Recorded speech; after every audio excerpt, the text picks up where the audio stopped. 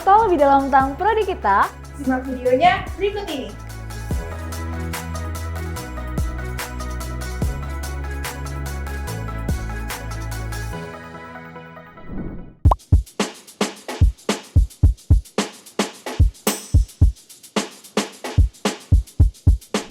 Halo Sobat Kampus.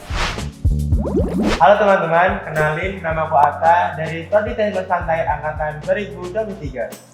Hai semuanya, nama aku Rizkia, aku dari Program Studi Teknik Lepas Pantai Angkatan 2023. Halo semua, kenalin aku Nadila, aku dari Prodi D4 Teknologi Rekayasa Konstruksi Bangunan Air Angkatan 2024. Dan halo semuanya, kenalin aku Reva, aku dari Prodi D4 Teknologi Rekayasa Konstruksi Bangunan Air dan aku dari Angkatan 2024.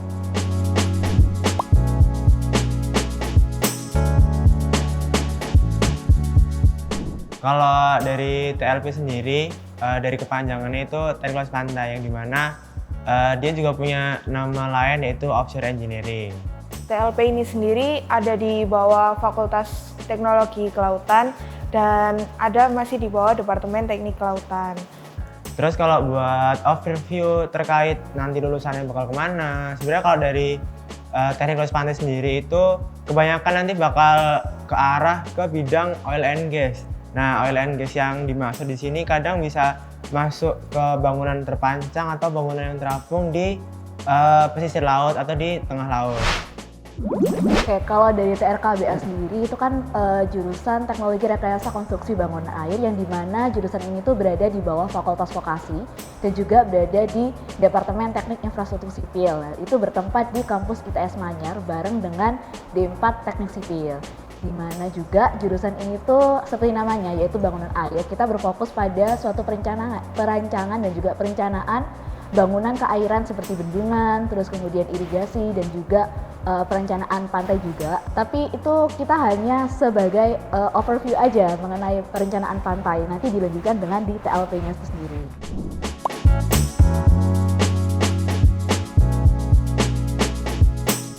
Kalau misalkan dari aku itu nggak bener tapi kurang gitu. Bukan bener sepenuhnya tapi kayak masih ada yang kurang gitu. Jadi di kita tuh kita nggak cuma belajar yang namanya irigasi aja. Jadi dari TRKBA sendiri itu juga belajar yang namanya perencanaan. Dari semester 1 sendiri itu kita masih belajar struktur-struktur sipil kayak misalkan rumah, gedung berapa lantai. Tapi kita nggak yang sampai berlantai-lantai kayak anak D4 sipil gitu. Terus masuk ke semester 3 itu kita mulai belajar struktur hidrolik gitu. Kita mulai belajar mengenai bendungan, kita belajar mengenai pintu air dan gitu-gitu. Terus habis itu baru nanti semakin tinggi semester kita juga belajar mengenai drainase, terus irigasi itu tadi itu baru di semester 4 dan juga selanjutnya di semester 6 kita juga ada nanti itu ada teknologi rekayasa pantai gitu.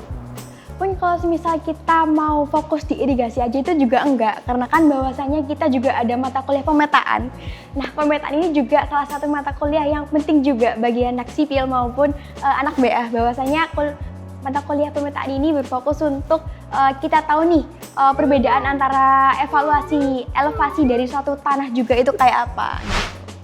Jadi kalau dari TLP sendiri itu nggak cuma yang berfokus pada struktur aja, tapi kalau misal dari TLP itu juga masih banyak yang bisa digali, terutama kayak renewable energy, terus geoteknik juga masih bisa dipelajari juga, terus ada juga beberapa terkait material yang dimana itu juga terkait struktur besi, terus struktur pengelasan dan yang lain yang itu mungkin bisa diperlukan ketika nanti kita bakal melakukan sebuah proyek yang akan mendirikan sebuah offshore atau platform. Dan itu juga selain itu juga kalau misal di TLP sendiri untuk jangka kedepannya itu ada yang namanya autonomous teman-teman, yang dimana autonomous itu lebih ke arah kayak kalian main remote control yang dimana itu barangnya bisa turun ke bawah air, jadi nggak perlu yang ada penyelam sampai bawah gitu-gitulah pokoknya.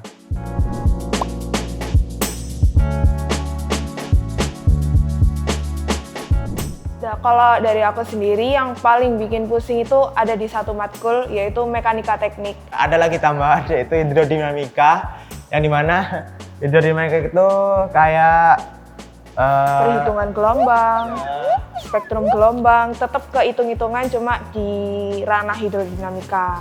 Nah kalau misalkan dari TLP tadi kan memperhitungkan gelombang, tapi kalau kita tuh memperhitungkan hujan dan juga banjir. Jadi kita lebih meramalkan kapan hujan ini 1000 tahun kemudian, terus apakah banjir ini.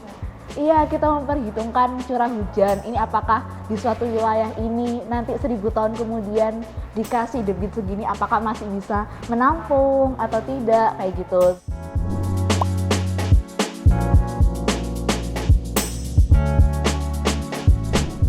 Kalau dari TLP sendiri, kita udah mulai pakai software di semester 3. Yang kita pakai itu ada AutoCAD dan juga Maxsurf. Itu untuk pemodelan kapal. Selain itu ada software-software lain yang menunjang, yaitu software SAX, di mana di situ kita memodelkan untuk bangunan terpancang. Lalu ada juga software Moses, di situ kita juga bisa melakukan pemodelan kapal. Selain itu untuk pemodelan sistem tambat, dan juga pemodelan bangunan apung lainnya. Selain itu ada juga software OrcaFlex. Di OrcaFlex ini kita juga bisa memodelkan untuk gerak kapal, motion kapal, terus habis gitu ada bangunan apung lainnya, ada juga untuk bangunan terpancang. Selain itu di OrcaFlex kita juga pakai untuk instalasi pipeline. Kita dari semester pertama itu udah disuruh buat pakai AutoCAD. Jadi waktu semester pertama kita memang gambar manual, tapi setelahnya kita memakai AutoCAD. Nah di AutoCAD ini kita nggak cuma gambar untuk struktur bangunan aja, tapi juga berkelanjutan sampai semester selanjutnya. Nah untuk yang lainnya ada dari Revit, dari 3D-nya. Kalau AutoCAD versi 2D, nah kalau dari Revit itu 3D. Nah di dua-dua ini tuh dipakai untuk di bangunan air dan juga bangunan sipil. Nah lalu untuk yang khusus di bangunan air sendiri itu ada Hekra sama ArcGIS. Nah kalau ArcGIS sendiri adalah software yang berfokus untuk kita mengetahui suatu wilayah yang sedang kita uji itu apakah sedang ada keresahan tertentu dari masyarakatnya, apalagi soal kebanjiran atau soal adanya bermasalah antara beberapa problem yang ada di daerah tersebut.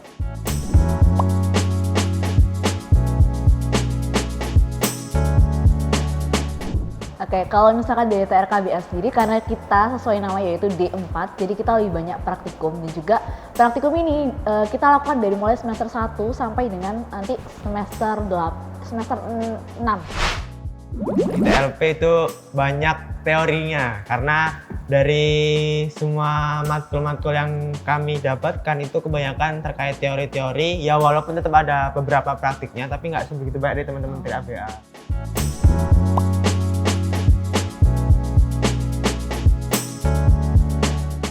Bicara terkait struktur di TLP itu nanti bakal ngarahnya ke platform oil rig, entah itu yang dia terpancang atau entah itu yang dia terapung.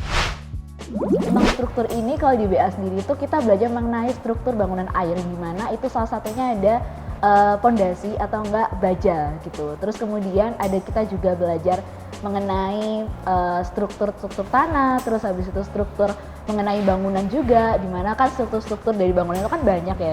Tapi kita tuh lebih berfokus pada perancangan di bendungan dan juga di saluran itu sendiri.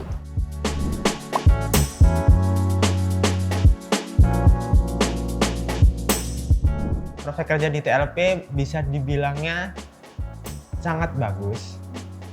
Bagus ke arah sangat bagus, karena semakin kita melihat ke arah ke depan itu meskipun banyak renewable energy yang sudah digunakan, tapi kita juga tidak bisa memungkiri bahwasanya oil and gas itu masih bisa digunakan, masih tetap diperlukan. Nah, oil and gas ini sendiri buat teman-teman kalau misalnya nanti bingung bakal prospek kerjanya kemana, jelasnya kita bakal ke arah ke engineer. Nah, ke engineer ini itu masih banyak cabangnya, entah itu bisa di field engineer, designer engineer, ataupun konsultan engineer. Nah, ini kebanyakan pasti nanti bakal mengurusi terkait kayak bisa masuk ke BUMN, bisa masuk ke perusahaan swasta yang biasanya mengurusi terkait platform ataupun kayak wind turbine gitu-gitu.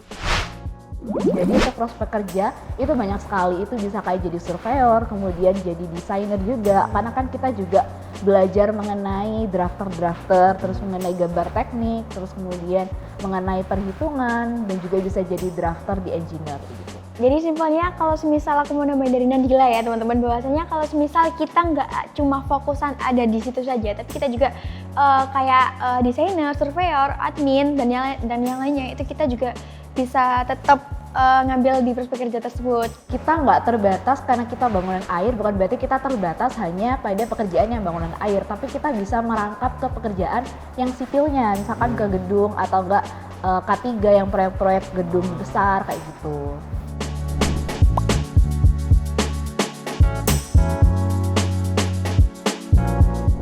Kenapa kok masuk teknik lepas pantai?